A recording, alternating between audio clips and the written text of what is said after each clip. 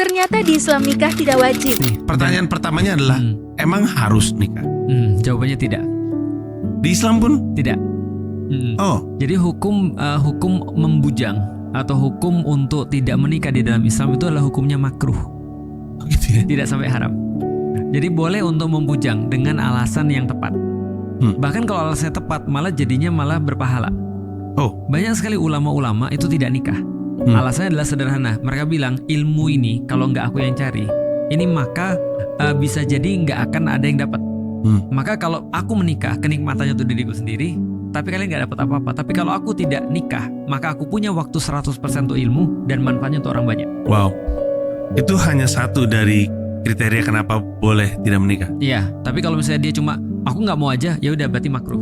Berarti tidak sampai haram. Saya agak terkejut, Ustaz. Saya pikir kita diwajibkan untuk menikah. Nggak diwajibkan.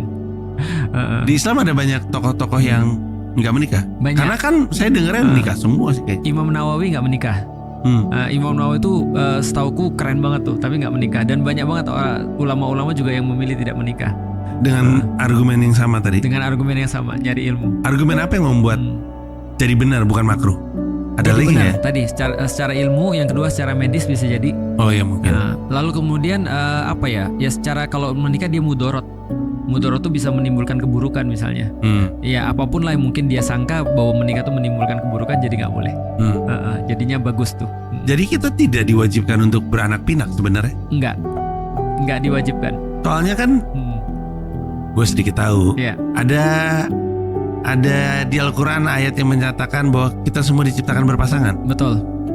Tapi kalau misalkan ternyata tidak menikah itu nggak apa-apa atau minimalnya makruh, Iya. kan nggak ketemu. Nah, artinya yang diciptakan berpasangan itu adalah secara fitrahnya, secara defaultnya. Artinya ada laki-laki, ada perempuan. Nah, bukan berarti Agus punya jodoh misalnya, atau secara misalnya Joko punya jodoh gitu misalnya, enggak gitu. Oh, oke. Nah, oke. Jadi sebenarnya kita nggak apa-apa nih Nggak untuk apa-apa. laki dan perempuan. Betul.